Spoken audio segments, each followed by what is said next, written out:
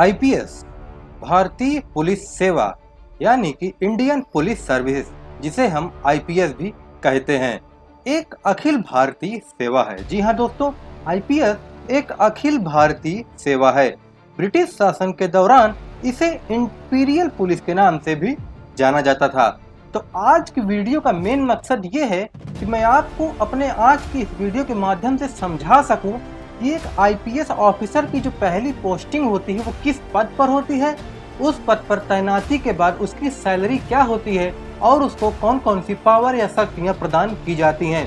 दोस्तों, हाल ही फिलहाल के वीडियो में डीएम और एसएसपी में क्या अंतर है, इसमें कई सारे ऐसे कमेंट आए हैं जो पूछ रहे थे कि सर आईपीएस की पहली पोस्टिंग किस पद पे होती है। तो आइए मैं आपके लिए आज वीडियो लेके आ गया हूँ कि एक आईपीएस ऑफिसर की पहली पोस्टिंग किस पद पर होती है, उसकी सैलरी कितनी होती है और उसके पास कौन कौन सी शक्तियां प्रदान की जाती हैं। तो बने रहिए हमारे साथ। दोस्तों, वीडियो शुरू करने से पहले आपसे मैं एक रिक्वेस्ट करना चाहता हूं कि वीडियो को एंड जरूर देखिए, तभी आपको पूरी जानकारी समझ में आएगी। दोस्तों, यदि पहली बार हमारे चैनल पे आए हैं तो सब्सक्राइब करके बेल आइकन दबा के ऑल पे क्लिक कर दीजिए, ताकि हम जैसे ही कोई ऐसी ही इंटरेस्टिंग वीडियो अपलोड करें तो आपके पास तुरंत ही नोटिफिकेशन पहुंच जाए। आइए बिना टाइम वेस्ट किए वीडियो को शुरू करते हैं। दोस्तों, सबसे पहली बार मैं आपको बताना चाहूंगा कि आईपीएस ऑफिसर की चयन प्रक्रिया क्या होती है। सबसे पहले दोस्तों, भारतीय पुलिस सेवा में अधिकारियों का चयन प्रत्येक वर्ष यूपीएससी यानी कि संघ लोक सेवा आयोग के द्वारा आयोजित किया जाता है। ये परीक्षा सिविल सेवा परीक्षा के माध्यम से होती है। दोस्तों, इस परीक्षा में अंतिम रूप से चयनित अभ्यर्थियों को उनके कुल अंकों और उनके द्वारा दी गई सेवा वरीयता सूची के आधार पर सेवा यानी कि सर्विस प्रोवाइड की जाती है।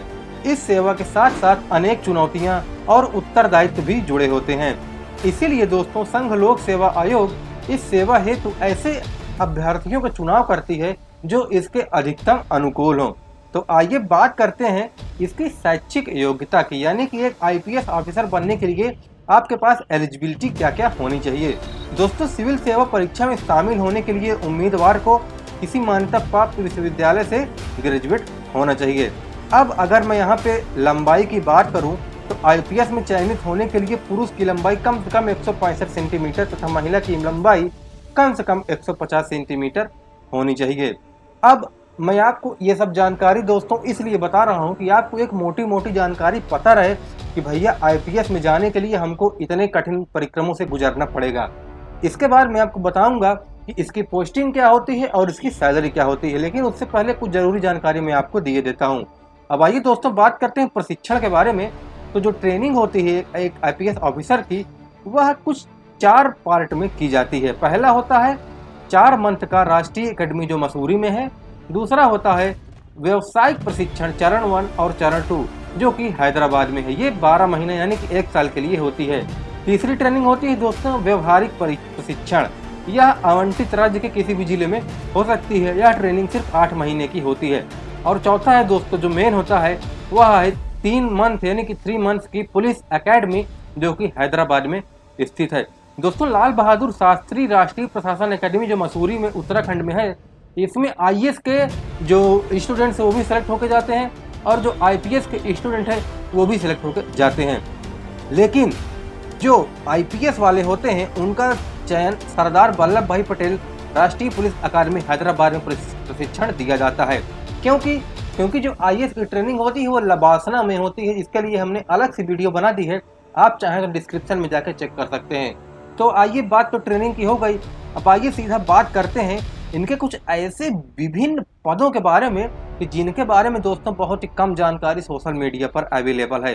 तो आइए बात करते हैं कि इनकी पहली जो पोस्टिंग होती है, यानी कि एक बंदा जिसने आईपीएस क्वालिफाई कर लिया है उसकी पहली पोस्टिंग किस पद पे होती है, आइए बताता हूँ। दोस्तों, प्रशिक्षण पूरा होने के बाद जैसे ही स्टूडेंट या तो आप बोल सकते हैं कैंडिडेट जो अधिकारी जो राज्य कैडर को दिया जाता है, उसी राज्य के किसी एक जिले के पुलिस अधीक्षक के कार्यकालय में, ध्यान से बात को सुनिएगा, उसी राज्य के किसी एक जिले के पुलिस अधीक्षक यानी कि सुपरिटेंडेंट ऑफ पुलिस के ऑफिस में एक प्रशिक्षु अधिकारी का 1 साल का कार्य प्रशिक्षण लेना होता है। यानी कि वह बंदा जिसने अभी भी हाल ही फिलहाल में आईपीएस क्वालिफाई किया है, ट्रेनिंग से होकर आएगा, उसकी पहली पोस्टिंग डीएसपी के पद पे होती है। DSP deputy superintendent of police, इसके पद पे पहली पोस्टिंग होती है इसके बाद इन्हें सहायक पुलिस अधीक्षक यानी कि असिस्टेंट सुपरिटेंडेंट ऑफ पुलिस और 2 वर्ष तक करना होता है। इसके बाद सहायक पुलिस अधीक्षक यानी कि असिस्टेंट सुपरिटेंडेंट ऑफ पुलिस करते हुए इन्हें अधिकारी यानी कि उत्तरदायित्व दे दिया जाता है एक सुपरिटेंडेंट ऑफ पुलिस के समकक्ष, यानी कि इन्हें 3 साल की नौकरी के बाद डायरेक्ट सुपरिटेंडेंट ऑफ पुलिस यानी कि एसपी बना दिया जाता है। दोस्तों बहुत जरूरी टॉपिक है, मैं आपको जरूर ये कहना चाहूँगा, अगर आपको ये जानकारी अच्छी लग रही हो अभी से अभी वीडियो को लाइक करके चैनल को सब्सक्राइब जरूर कर लीजिए।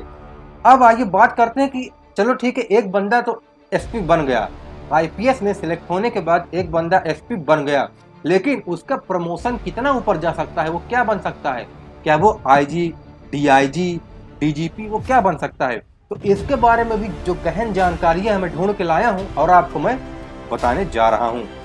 दोस्तों बात करें प्रमोशन की, तो पदोन्नति यानी कि प्रमोशन के द्वारा एक आईपीएस अधिकारी सहायक पुलिस अधीक्षक के पद से पुलिस महानिदेशक तक पहुंच सकता है। ध्यान रखिए बात को, यानी कि जो बंदा आईपीएस क्वालिफाई कर चुका है, यूपीएससी तोड़ चुका है, वो सुपरिटेंडेंट ऑफ पुलिस एसपी से लेकर DGP director general of police, police का जो सबसे बड़ा मुखिया होता है, पूरे राज्य में एक ही मुखिया होता है पुलिस का, वो है डीजीपी, उसके पद तक उसकी चयन हो सकती है।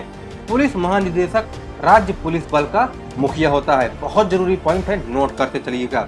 अब दोस्तों इसके अतिरिक्त आईपीएस अधिकारियों को प्रतिनियुक्ति पर भारत सरकार के खुफिया विभाग यानी कि इंटेलिजेंस ब्यूरो, जिसको आईबी या सीबीआई भी कहा जा सकता है, उसके भी मेन निदेशक के रूप में उनको पोस्टिंग कर दी जा सकती है। क्यों?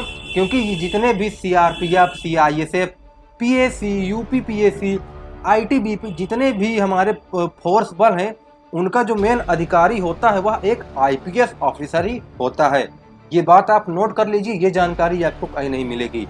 अब दोस्तों मैं आपको एक जानकारी के लिए बताना चाहता हूँ कि जो आईपीएस अधिकारी होता है, इनकी सर्वश्रेष्ठ पदस्थापना सीबीआई, आईबी या इत्यादि केंद्रीय पुलिस संगठनों के प्रमुख तथा विभिन्न राज्यों के पुलिस महानिरीक्षक के रूप में होती है।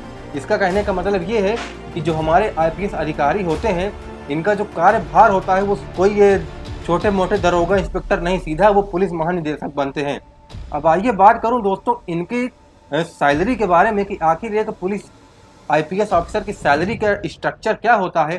तो स्टार्टिंग में जब वो एक डीएसपी के रूप में तैनात होता है पहले वर्ष में, तो उसकी सैलरी 56,000 रुपये से लेकर 70,000 रुपये के बीच में होती है। ये उसकी जूनियरिटी और सीनियरिटी के रूप में डिपेंड करता है। मैं ऐसा क्यों बोल रहा हूँ? क्योंकि टीएडीए जो फंड कट के उनको मिलता है, उनकी सैलरी अप्रॉक्स में 60 से 65,000 के बीच पहुँच जाती है। दोस्तों मैं आपसे जरूर रिक्वेस्ट करना चाहूँगा कि यदि आपको वीडियो पसंद आया है तो प्लीज़ लाइक जरूर कर दीजिएगा। हमारे वीडियो को ज़्यादा से ज़रूर तक शेयर की, क्योंकि जो बंदे आईपीएस तोड़ने का सपना देख रहे हैं उन तक ये वीडियो पहुंच जाए, और हमारे चैनल को सब्सक्राइब करके बेल आइकन जरूर दबा दीजिए। अधिक जानकारी के लिए आप हमारे डिस्क्रिप्शन में देखिए, वहां हमने डीएम और एसएसपी में क्या अंतर है, ऐसी कई सारी ताबड़तोड़ इंटेलिजेंट वीडियो बना रखी हैं, जिसकी मदद से आप अपने नॉलेज को बढ़ा सकते हैं। अधिक जानकारी के लिए हमको इंस्टाग्राम में फॉलो कर सकते हैं, लिंक आपको डिस्क्रिप्शन में मिल जाएगा। तब तक के लिए नमस्कार।